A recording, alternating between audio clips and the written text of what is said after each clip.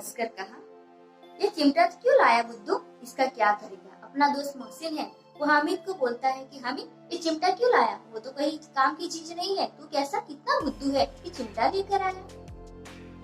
हामिद ने चिमटे को जमीन पर पटक कर कहा, जरा अपना बिस्ती तो जमीन पर गिराओ, सारी पसलियां चूर चूर हो जाएगी बच्चों की। हामिद अपने मोहसिन जो दोस्त है उनको बोलता है कि तुम बिस्ती लाए हो ना, तुम्हारे बिस्ती को तुम जमीन पर पटकाओ तो पता चलेगा तो कि तुम्हारे जो बिस्ती है उसकी पसलियां हड्डियां है वो चूर चूर हो जाएगी। ये मेरा चिमटा देखो, कुछ उसका बाल भी बाका नहीं कर सकते। महमूद बोला, तो ये चिमटा कोई खिलौना है क्या, खेलने की चीज है। तो महमूद हामिद को बताता है। हामिद बोलता है, खिलौना क्यों नहीं है, अभी कंधे पर रखा तो बंदूक हो गई, हाथ में ले लिया तो फकीरों का चिमटा हो गया, चाहो तो उसे मंजीरे का काम ले सकता हूँ। हामिद बोलता है कि खिलौना क्यों है, वो मेरा चिमटा कैसा है, कंधे पर रखो तो बंदूक हो जाती है, हाथ में लिया तो फकीरों का चिमटा हो गया, और चाहो तो मंजीरे से चिमटे का मंजीरे से भी काम ले सकता हूँ। एक चिमटा जमा दूं तो तुम लोगों के सारे खिलौनों की जान निकल जाएगी।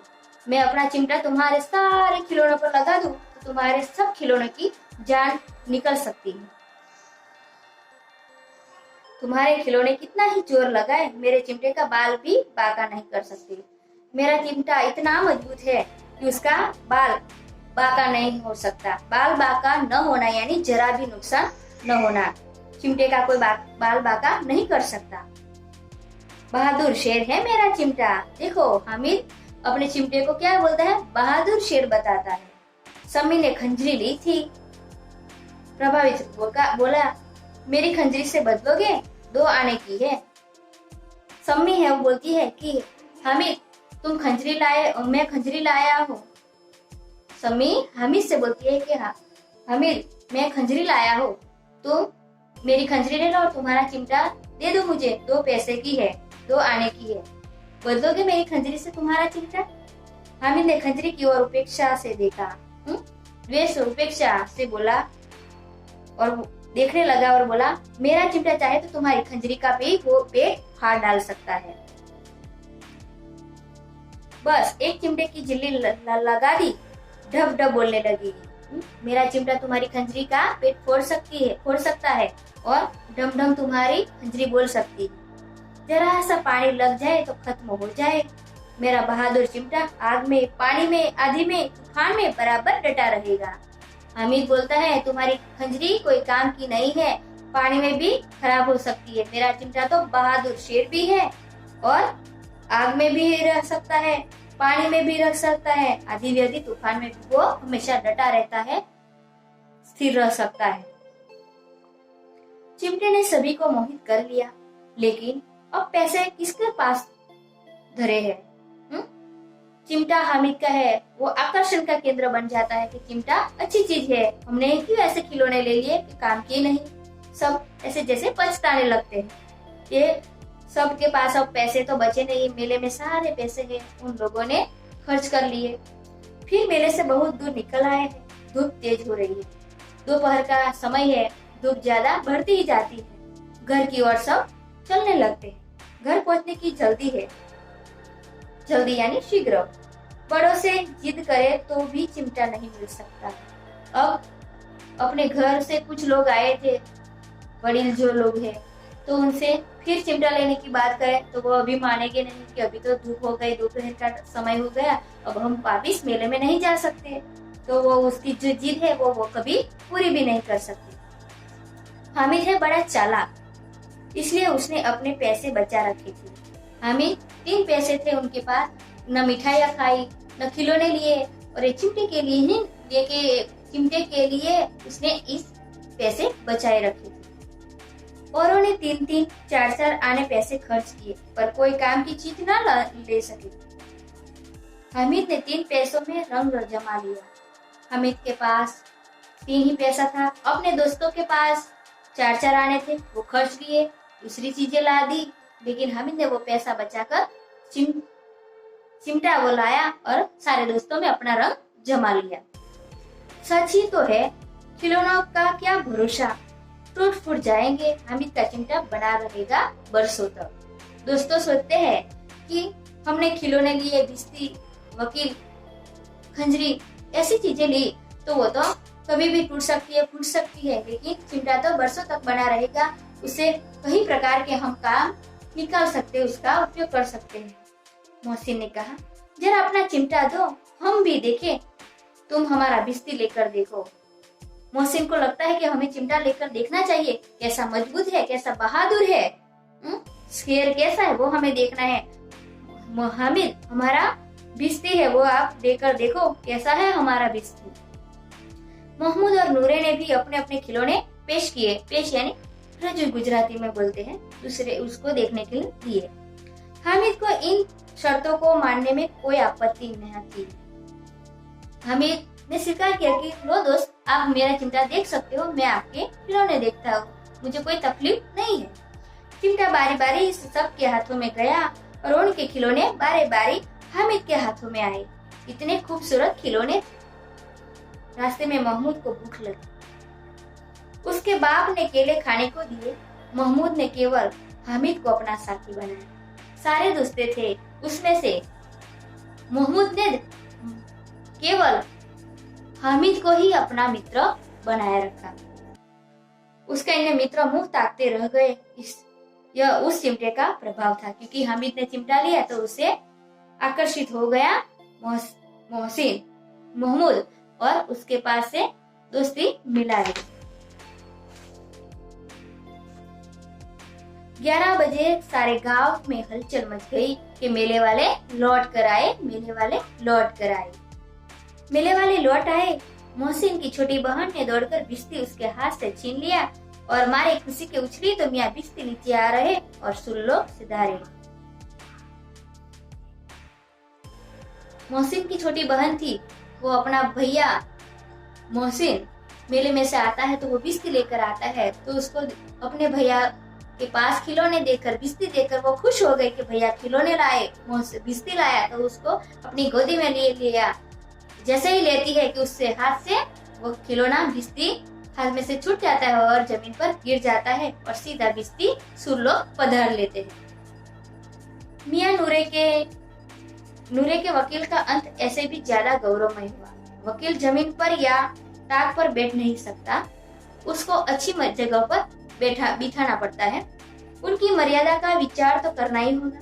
दीवारों में 2 खुटिया गाड़ी हुई थी कि वकील को अच्छी जगह पर दीवारों पर लगाया जाए तो वो अच्छी तरह बैठ सकता है, रह सकता है। उन पर लकड़ी का एक पटरा रखा गया। पटरे पर कागज का एक कालीन बिछाया गया। वकील है, उसको दीवार पर खुटिया है वो लगवा दी, उस पर कागज लकड़ी का जो टुकड़ा है, अच्छा, उस पर एक कालीन बिछाया गया और उस पर वकील साहब को विराजमान करने की तैयारी करी। वकील साहब राजा भोज की भांति सिंहासन बिराजे। वकील साहब को अच्छी तरह वहां दीवारों पर बिठाया गया जैसे राजा भोज बैठते हैं। नूरे ने उन्हें पंखा जलाना शुरू किया। पंखा अब देखता है कि मेरे वकील को कभी धूप नहीं लगे, गर्मी नहीं लगे, इसलिए नूरे ने जो झूला है, पंखा है, वो से पंखा लगाने लगा। अदालतों में खस की टट्टियां और बिजली के पंखे होते हैं, क्या यहाँ मामूली पंखा भी न हो? बांस का पंखा आया और नूरे हवा करने लगा। बांस, जिसको गुजराती में बांस कहते हैं, तो बांस का पंखा बनाया हुआ था। वो वकील साहब को पंखा लगाने लगा। मालूम नहीं पंखे की हवा से या पंखे की चोट से वकील साहब स्वर्गलोक से मृत्युलोक में आ रहे और उनका माटी का चोला माटी में मिल गया। ये वकील साहब को ऊपर विराजमान कर दिया था राजा भोज की तरह, तो पंखा का झूला लगा या कहीं उस पंखा स्पर्श हो गया तो सीधे वकील साहब है वो नीचे धरती पर आ गए और सीधे स्वर्गलोक चले गए। सारी बस्तियां फिर बड़े जोर शोर से मातम हुआ और वकील साहब की अस्थियां घूरे पर डाल दी गई। सारी जो उसकी हड्डियां पसलियां थी वो चकचूर हो गई और मिट्टी में ही मिल गई। अब मियाँ हामिद का हाल सुनिए। अमीना उसकी आवाज सुनते ही दौड़ी और उसको गोद में उठाकर प्यार करने लगी। अब हामिद है अपनी दादी के पास जाता है, अपने घर जाता है, दादी के पास दौड़कर जाता है और कि अम्मा अम्मा दादी मैं अब आ गया हूँ, दौड़ के जाता है। और हामिद को दौड़ते हुए अपनी ओर आता देखकर अम्मा बहुत खुश हो जाती है। सहसा एकाएक उसके हाथ में चिमटा देकर वो चौंकी और बोली, ये चिमटा कहाँ से लाया? मैंने मोल लिया है। के पैसे में? इतने पैसे में? 3 पैसे दिए हैं अम्मा। अमीना ने छाती पीट ली अपने बच्चे से कि 3 पैसों में मेरा बच्चा चिमटा लाया? यह कैसा बेसमझ लड़का है, तुझे समझ नहीं है बेटा कि तुम चिमटा लेकर आए? दोपहर हुआ, दोपहर यानी धूप का 12 बजे 1 बजे का समय हुआ और तू चिमटा लेकर आया? न खाया न पिया, क्या मिठाइयाँ खाई? कुछ लाया क्या? चिमटा? सारे मेले में तुझे और कोई चीज मिली ही नहीं कि तू चिमटा लेकर आया, जो यह लोहे का चिमटा उठा लाया। देखो बात दादी, मैं ये लोहे का चिमटा लाया हूँ। अमीना दादी को यहाँ दुख होता है कि हामिद ने मेले में न कुछ खाया न पिया और ये लोहे का चिमटा लेकर आया और सारे दिन भूखा ही रह गया। हामिद ने अपराधी भाव से कहा, जैसे कुछ अपराध किया हो, गुनाह किया हो, ऐसी तरह अपनी अम्मा की ओर दिख रहा है। तुम्हारी अंगुलियां तवे से जल जाती थी इसलिए मैंने लिया। कि दादी जब तुम रोटी उतारती थी तवे से तब तुम्हारी अंगुलियां है वो जल जाती थी, छाले पड़ जाते थे, इसलिए मैं लोहे का चिमटा लाया हूँ, वो तुम्हारे काम में लगेगा। बुढ़िया का क्रोध तुरंत स्नेह में बदल गया। अब ऐसी परिस्थिति को देखकर हामिद चिमटा लेकर आता है तो चिमटा अपनी अम्मा के लिए लाया है, प्यार से देता है और तुरंत ही उनका क्रोध अब स्नेह में बदल जाता है कि कितना छोटा लड़का है फिर भी इतनी समझदारी है। बच्चे में कितना त्याग, कितना समर्पण, कितना सद्भाव और कितना विवेक दिखाई देता है। देखो छोटा सा बच्चा है, छोटी सी जान है, फिर भी अपनी दादी के बारे में सोचता हुआ वो चिमटा लेकर आता है।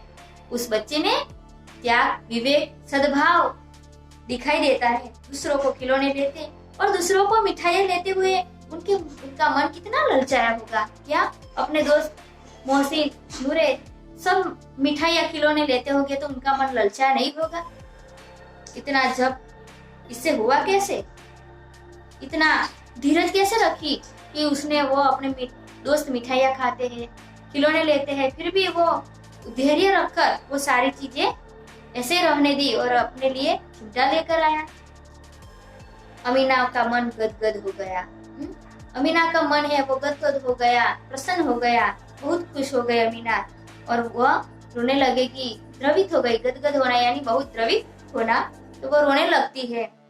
दामन फैलाकर हामिद को दुआएं देती है और उसकी आंखों से आंखों की बड़ी बड़ी बूंदें गिरने जाती थी। अब ये अमीना के लिए वो चिमटा लाया है। बच्चे का प्यार देकर, स्नेह देकर वो दामन अपने झूली जैसे बोलते हैं वो फैलाकर उसको दुआएं देती है।